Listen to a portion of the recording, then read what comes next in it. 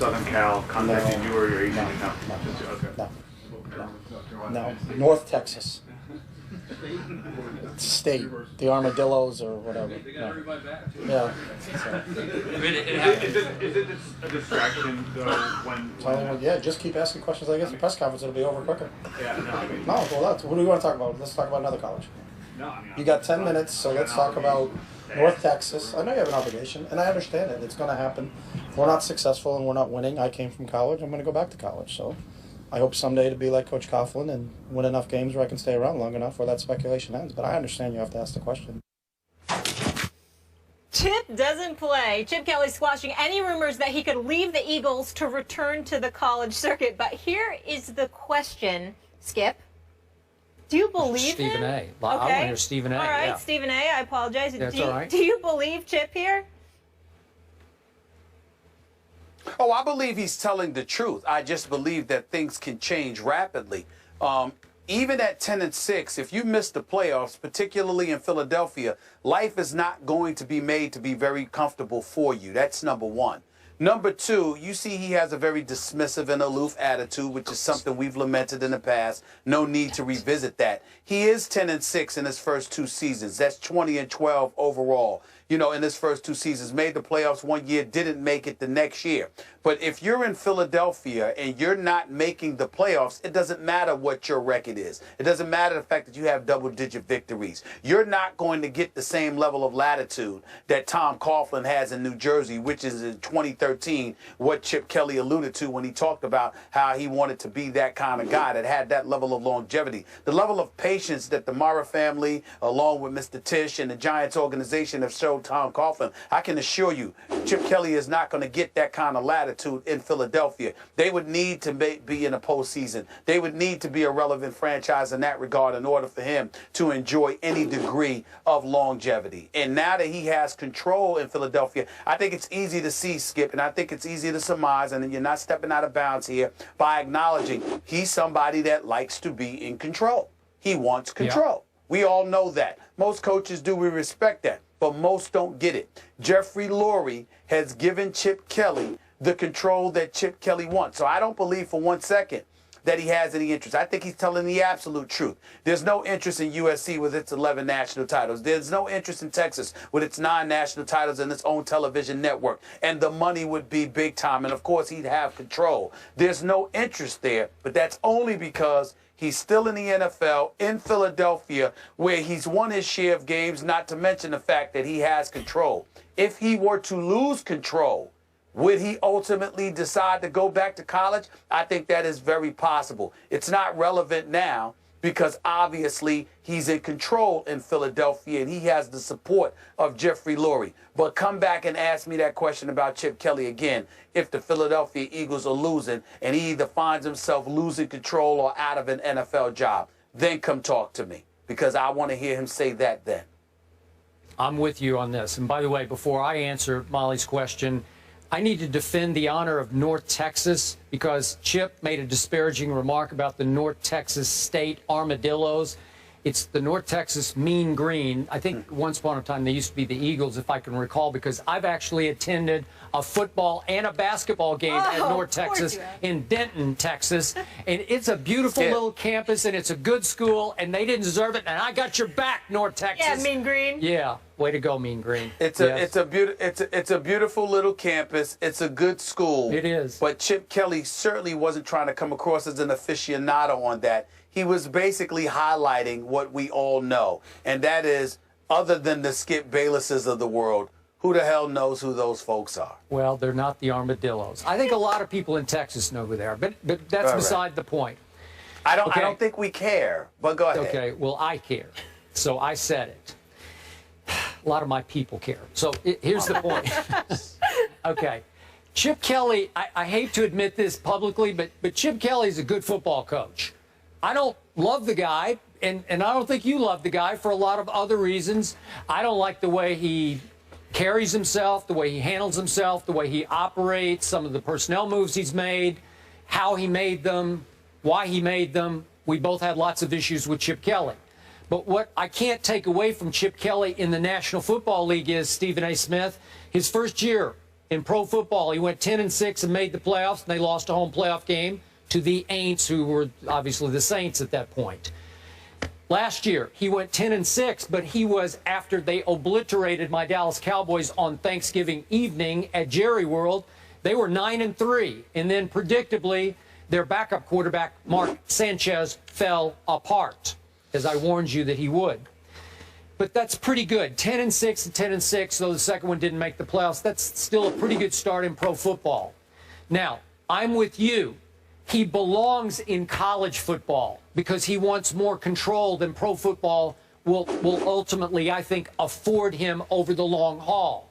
He's going to have a harder and harder time of attracting free agents because DeMarco was a special case because he was a little sideways with Jerry Jones, and it was the perfect signing for Chip Kelly to say, I will overpay you, DeMarco, to leave Dallas and come to Philadelphia. I get that part.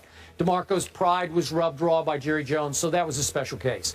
But in this case, he belongs in college football, and I think he will wind up there sooner than later because his stuff works better in college football. The way he is works better. It's his way or the highway. We know that. And he wants more coachable cogs, and that's what college kids more often are. And I don't think college defensive coordinators can prepare for him as quickly as NFL coordinators can, that fast break offense of his where they're trying to run 75 plays in an NFL game. It's just, it's easier to prep for in pro football. You have a little more time and you have a little more wisdom and experience to prep for it. I think Chip Kelly could dominate college football. I think he'd be great at USC. He doesn't fit in persona as a Hollywood kind of guy, but he runs a Hollywood offense, and if he went out and started lighting it up, and they started scoring 70 a game and winning, obviously, Pac-12 games, championships, competing for national championships, he'd turn into an L.A. kind of guy pretty quickly, I would think. So, to me, he belongs there, and he's probably bound for college football.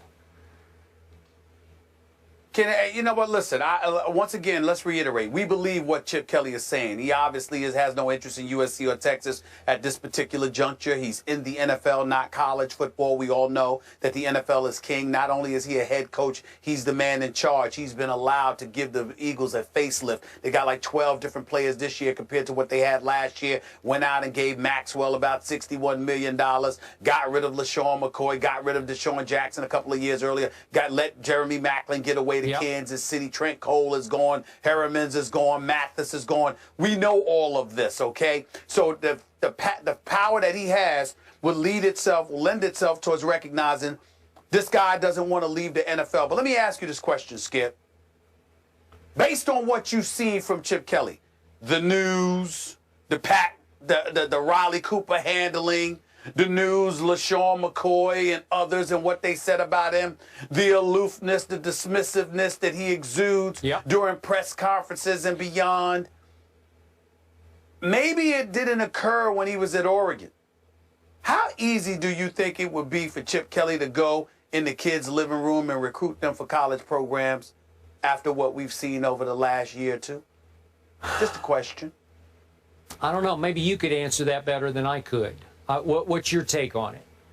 Well, I guess my take on it is that I don't blame him for wanting to be interested in the pros because there's only 32 of those jobs, okay? And, you know, guys are going to want to play for somewhere because there's only 32 teams. They don't give a damn who it's for. These are professionals. They're getting paid. They want their money. They want to elevate their quality of life, and they want to do so by playing on an exceptionally high level in the National Football League.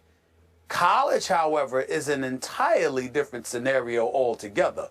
There are a multitude of programs and institutions that you can go to where there isn't a Chip Kelly, and you don't have to deal with him or anybody like him.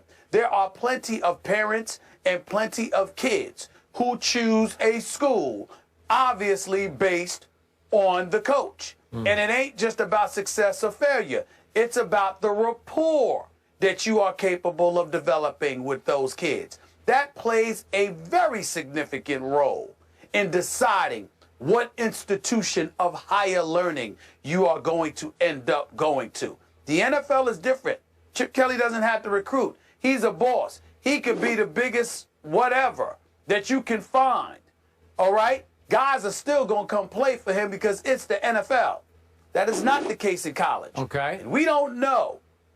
We didn't know as much about him personality-wise at Oregon as much as we know about him now in Philly. Forgive me for bringing this up if this is not where you're heading, but are we talking about a white coach who faced a racial issue in his locker room in Philadelphia, going now back to college to recruit? I'm talking about the combination. I'm talking about it. I'm talking about it all. I'm talking about it all. I'm talking about, you remember how you and I both lamented how he handled it when they asked him questions and he refused to address stuff, how dismissive he was? Yes. That's right. How much it put people off. So I'm not really talking about, quote unquote, the racial dynamic. I'm talking about the personality that you have, how aloof and dismissive you were, how insensitive you came across, all of those different things. With a professional organization like the NFL, you don't have to worry about those things. But as a college coach, now that that's been front and center, when you walk into somebody's living room, their friends, their family members, their parents, guardians, all of these people are present, it's an entirely different thing. Okay, it's an entirely different thing. There's one mitigating factor here. If he walks into the living room and says, come play for me at, let's say, USC, we'll score 70 a game. You're going to have a whole lot of yards, passing it, throwing it, catching it, whatever it is, right? You could promise a kid, come here and you are going to shine for me, right? Yeah, until you get on my nerves or I find somebody better. Or all of this other stuff that he's very much capable of. And then not only that, you got to remember, other programs don't have to promise that. Like Nick Saban says, see, we want to win. You want to win? Because we're going to win here. You see what I'm saying? It depends. Okay. It depends. All I'm saying is that it's tricky. I'm not saying he won't get it done. I got it. I'm not saying he won't be successful. I'm just saying it's tricky. No question. Monday Night Football, Giants at Eagles. Philly is favored by 4. I don't know if I'm going to watch that game. We'll see.